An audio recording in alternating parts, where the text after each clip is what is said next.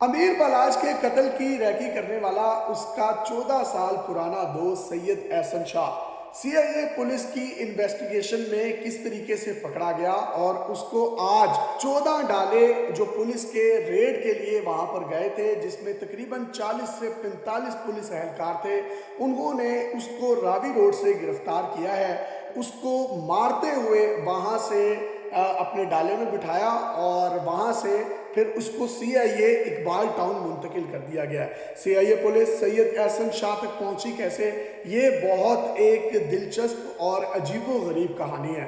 باوثوق ذرائع جو سی آئی اے پولیس کے ہیں انہوں نے ہمیں جو کچھ انفارمیشن دی ہے اس کے مطابق جب اس کا مرڈر ہو گیا بالاج کا شادی کے بعد، تو اس کے فوراً بعد عطیفی بٹ اور گوگی بٹ کو ڈھونڈنے کے لیے پولیس نے چھاپے مارنا شروع کر دیے، جس کے نتیجے میں پولیس کو پتہ چلا کہ عطیفی بٹ تو پاکستان سے فرار ہو چکے ہیں دبئی، اور گوگی بٹ جو ہے وہ پاکستان میں ہی کہیں روح پوش ہو چکا ہے۔ اس کے بعد سی آئی اے پولیس نے عطیفی بٹ کے تمام ملازمین کو گرفتار کرنے کے لیے چھاپے مارنا شروع کیے اور ایک ایک کر کے تمام ان کے گارڈز کو، ملازموں کو گرفتار کر لیا۔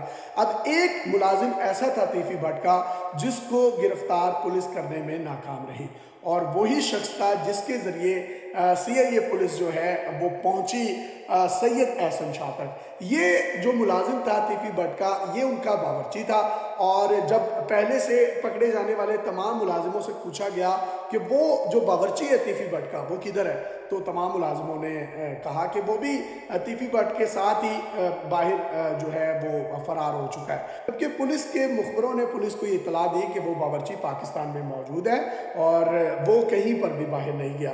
سی آئی اے نے اس کو گرفتار کرنے کے لیے چھاپے مارنا شروع کر دیے، اور جب ان کو کریکٹ انفارمیشن ملی تو پتہ چلا وہ جو عطیفی بٹ صاحب کا کوک تھا وہ بلوچستان کا ایک علاقہ ہے اگی، وہاں پر روح پوش تھا۔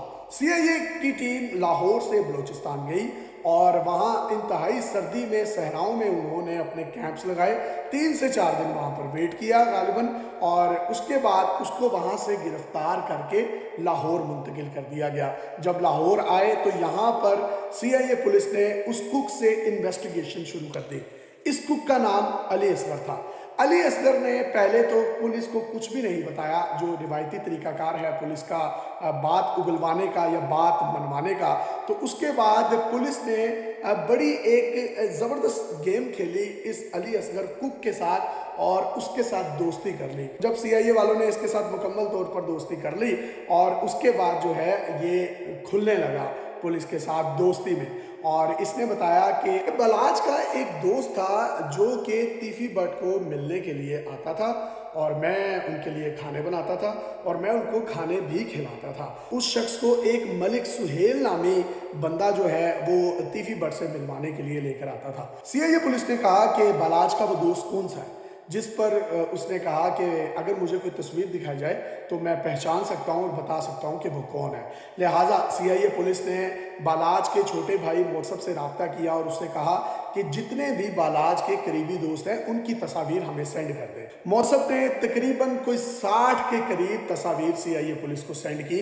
سی آئی اے پولیس نے وہ تمام تصاویر اس کوک کو، علی اصغر کو دکھائیں اور کہا کہ پہچانو ان میں سے کون ہے۔ اس نے تمام تصویروں کو تقریباً 4 سے 5 مرتبہ دیکھا، ہر تصویر کو، اور اس کے بعد اس نے کہا کہ اس میں سے کوئی بھی ایک ایسا دوست نہیں ہے جو وہاں پر ملنے کے لیے عطیفی بٹ کو آتا تھا، اور میں نے ان میں سے کسی کو بھی نہیں دیکھا۔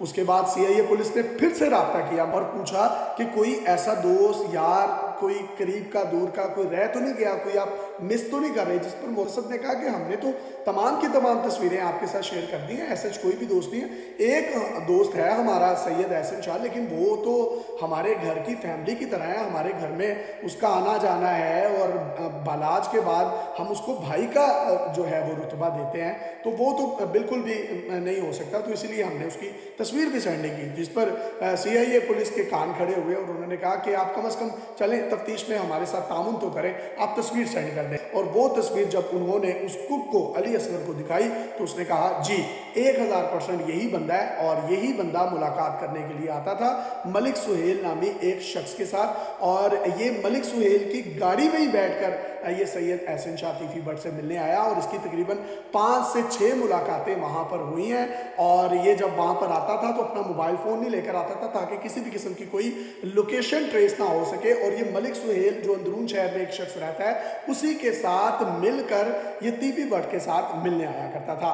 तीफी भट्ट के साथ सैयद एहसन शाह की जो डील है वो तकरीबन कोई 5 करोड़ रुपए में हुई थी। और पहले ये मुलाकातें जो है सुहेल और ये सैयद एहसन शाह और तीफी भट्ट की होती थी। इसके बाद गोगी भट्ट भी इनके साथ शामिल हो गया, मतलब सैयद एहसन शाह गोगी भट्ट से भी मिला, तीफी भट्ट के साथ भी मिला, और सुहेल की मौजूदगी में मिला। और इनकी ये डील डन हुई कि 5 करोड़ रुपया जो है वो सैयद एहसन शाह को दिया जाएगा। वो तमाम की तमाम इसकी नकलो हरकत की जितनी भी रहती है अब उसकी मालूमात जो है वो तीफी भट्ट को देगा। और उसके बाद जो है वो अपने जो शूटर्स हैं उनको डिप्लॉय करेंगे मुख्तलिफ जगहों पर, और उसको आसानी से जो है वो कत्ल कर दिया जाएगा। सीआईए पुलिस ने ये तमाम की तमाम बात मौसम को बताई कि तुम्हारे भाई के कत्ल की रेकी में जो शख्स मुलविस है वो कोई और नहीं, उसका 14 साल पुराना दोस्त सैयद एहसन शाह है, जो उसका हमने वाला हम प्याला था। मौसम ने ये बात सुनी तो उसने कहा कि आप ये क्या बात कर रहे हैं, ऐसा कैसे हो सकता है, वो तो बिल्कुल हमारे घर के फैमिली मेम्बर की तरह है। और मेरी माँ जो है वो कहती है कि बालाज के बाद मुझे सैयद एहसन शाह में ही अपना बेटा बालाज नजर आता है। तो आप इस तरह की बात ना करें, ऐसा नहीं हो सकता है कि आप ये शक की बुनियाद पर कुछ चीज़ें कर रहे हो। जिस पर सीआईए पुलिस ने उसको जवाब दिया कि हम शक की बुनियाद पर नहीं कर रहे, हमने तमाम शवाहिद इकट्ठे किए हैं और सारी कड़ियाँ मिलाई हैं और इस नतीजे तक पहुँचे हैं, और सारी पिछली स्टोरी उसको सुनाई। जिसके बाद आज वो 1 दर्जन से ज़ायद डालों में 35 से 40 पुलिस एहलकार वहाँ पर गए, उन्होंने रेड किया और उसको मारते हुए डाले में बिठाया, और उसके बाद जो है उसको तफ्तीश के लिए इकबाल टाउन सीआईए में मुंतकिल कर दिया गया। और उससे पूछा गया कि तुमने ये रैकी की किस तरीके से थी, जिस पर उसने तमाम सच उगलना शुरू कर दिया। एहसन शाह ने, उसका ये कहना था कि मैं मदीना मुनव्वरा में मौजूद था जिस दिन इसका मर्डर हुआ, इसने शादी पर जाना था, मैंने इससे वीडियो कॉल पर बात की 2 घंटे पहले। यही बात उसने एक इंटरव्यू में भी की थी, जो कि आप अपनी स्क्रीन पर देख सकते हैं, जिसमें उसका कहना था कि शादी पर जाने से पहले बालाज ने मुझे कॉल की और मुझे वो कहने लगा कि आज बड़ा दिल सा घबरा रहा है यार, तुम जल्दी से वापस आ जाओ। तो मैंने उसको कहा कि मैं 1-2 दिन में जो है वो वापस आ जाऊंगा। तो मैंने वीडियो कॉल पर सारी उसको रोज़ा रसूल की ज़ियारत भी करवाई। ये तमाम की तमाम वो वीडियो में बात कर रहा था, लेकिन तफ्तीश में उसने ये बताया कि मैंने वीडियो कॉल पर ही सब पूछ लिया था, तुमने कब जाना है, कब निकलना है, कितने गार्ड्स के साथ जाना है, गन्स कितनी अपने साथ रखनी है। तो उसने ये तमाम की तमाम रेकी जो है वो जो पीछे डील की हुई थी उन तमाम शूटर्स को दे दी, और शूटर्स को ये तक भी पता था कि इसने बुलेट प्रूफ जैकेट नहीं पहनी हुई। मतलब उसने अगर कोई वीडियो कॉल की थी तो गालिबन उसने पूछा होगा आज तो बड़े प्यारे लग रहे हो, तो जा रहे हो, निकलने लगे हो, तो सिक्योरिटी वगैरह ओके है, तो वो पहनी हुई है जैकेट या नहीं। उस पर उसने बताया होगा कि मैंने पहनी है या मैंने नहीं पहनी। तो वो वाली तमाम की तमाम बातें भी उसने रैकी के दौरान उन तमाम लोगों को बता दी जो उसके वो हमलावर थे। अब ये वहाँ पर पहुँचा है, इसका मर्डर हो गया, और उसके बाद जिस शूटर ने इसका मर्डर किया था उस शूटर को उसी के साथियों ने मार दिया, और वो लोग एक काले डाले में बैठकर वहाँ से फरार हो गए। इससे भी दिलचस्प अमर इस कहानी में ये है कि 4 जगह पर इन्होंने मुख्तलिफ किस्म के पॉइंट्स बनाए हुए थे, प्लान्स बनाए हुए थे कि इन केस अगर ये शादी में शूट ना हुआ तो इसके बाद इसको सेकंड एग्जीक्यूशन कहाँ पर करनी है जहाँ पर इसका मर्डर किया जा सकता है। अगर वहाँ पर भी वो प्लान एग्जीक्यूट सही तरीके से नहीं होता तो आगे किस जगह पर खड़े होकर हम इसको जो है इस पर हमला कर सकते हैं। लेकिन वो पहली एग्जीक्यूशन ही सही हो गई और शूटर ने उसको फायर मार दिए, और वो जो शूटर था जिससे सारा कुछ पता चलाया जा सकता था उसी के साथियों ने आकर उसका कत्ल कर दिया और वो लोग वहां से भाग गए। अब बात करते हैं एहसन शाह की। एहसन शाह 2010 में दोस्ती की अमीर बालाज के साथ। ये इसका कोई बचपन का दोस्त नहीं था और इतना कोई इसके पास पैसे वगैरह भी नहीं थे। कंपैरेटिवली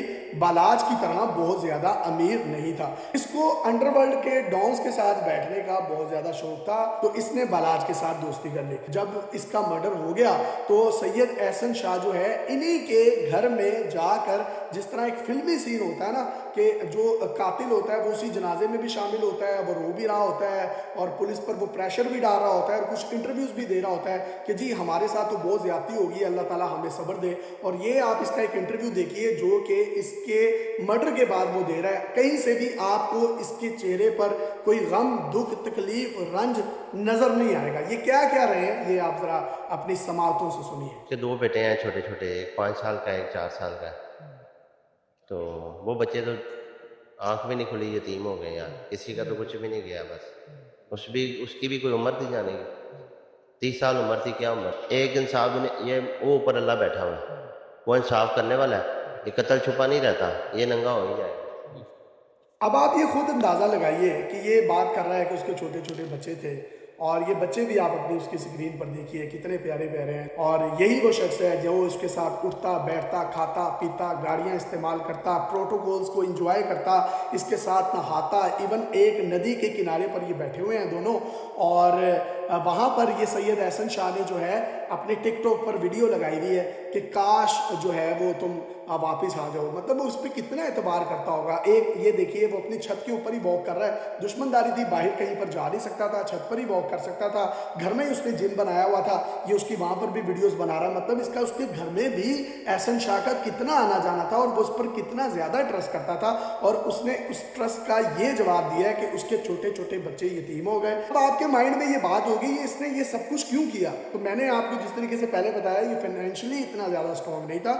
ہو سکتا ہے کہ جس طریقے سے اس کی ماں بھی بالاج کی احسن شاہ سے ایک بیٹوں سے بڑھ کر محبت کرتی تھی, محتسب بھی اس کو بڑے بھائیوں کی طرح سمجھتا تھا, تو اس نے کہا کہ 5 کروڑ روپے کی دہاڑی تو اس کی سپاری لے کر جو ہے وہ لے لی جائے, اور جب یہ مر جائے گا تو اس کے بعد جو سارا کا سارا بزنس ہے وہ میرے پاس آ جائے گا. اب یہ والی بات کی حقیقت بھی آپ کو میں بتاتا چلوں کہ CIA پولیس کے باوسط ذرائع یہ کہتے ہیں کہ وہ جو شوٹرز آئے تھے انہوں نے خالی بالاج کو قتل نہیں کرنا تھا, ان کا ارادہ تھا کہ اس شادی میں ان دونوں بھائیوں کو مرڈر کر دیا جائے تاکہ خاندان ہی ختم ہو جائے اور آگے جو دشمنی ہے ان کی باقی گروہوں کے ساتھ وہ بھی ختم ہو جائے. اس کی تمام دولت کا جو والی وارث ہو وہ یہ شخص خود بیٹھ جائے, کیونکہ یہ اگر 14 سال سے اس کے ساتھ تھا تو اس کو پتا ہوگا کہ اس کے اکاؤنٹس کہاں ہیں, یہ کہاں کہاں پر کیا کیا چیزیں کیسے کیسے کرتے ہیں. اس کے مرنے کے بعد اس نے بہت سی ویڈیوز لگائی ہیں, یہ آپ سکرین پر دیکھ سکتے ہیں, جس میں لوگ جو ہیں کامنٹ سیکشن میں اس پر تھو تھو کر رہے ہیں اور کہہ رہے ہیں کہ دوستی جیسے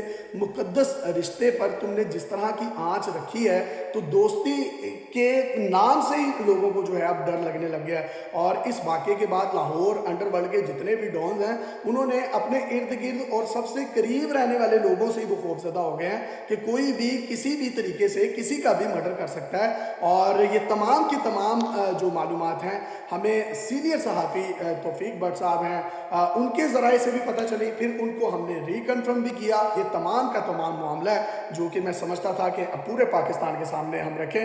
آج کل دوستیوں کا, محبتوں کا, خلوص کا یہ ریوارڈ لوگ دیتے ہیں کہ جس تھالی میں کھاتے ہیں اسی تھالی میں چھید دیتے ہیں. اور یہ اتنا خوبصورت نوجوان جو کہ کہا جاتا ہے کہ اس کو یہ بدماشی نہیں چاہتا تھا, یہ اس کا دعویٰ تھا, لیکن اس نے ایک انٹرویو میں یہ بھی کہا تھا کہ میں اپنے باپ کے تمام دشمنوں کو معاف کر سکتا ہوں, لیکن جن لوگوں نے میرے باپ کو قتل کیا ہے میں ان کو کبھی بھی معاف نہیں کروں گا. اور ایک انٹرویو میں اس کا یہ کہنا تھا کہ میرے باپ نے, ٹیپو ٹرکوں والے نے تو ساری زندگی اپنے دوستوں کی خاطر جو ہے وہ دشمنیاں مول لی اور دوستوں کی خاطر ہی وہ جنگ لڑتا رہا, اور آخرکار اس کو ریکی کر کے مرڈر کر دیا گیا لاہور ایئرپورٹ پر. اور اسی طریقے سے جو اس کے دادا تھے بلا ٹرکوں والا جس کا بڑا ایک اثر و رسوخ تھا, اس کو اس کے ملازموں نے وہ پانی اپنے باہر صحن میں لگا رہا تھا اپنے ڈیرے پر, اس کو قتل کر دیا گیا. نہ ان کے ساتھ ملازموں نے وفا کی, نہ ان کے باپ کے دوستوں نے اس کے ساتھ وفا کی, اور اب اس تیسری نسل میں اس کے بھی دوست نے اس کے ساتھ دغا کر دیا.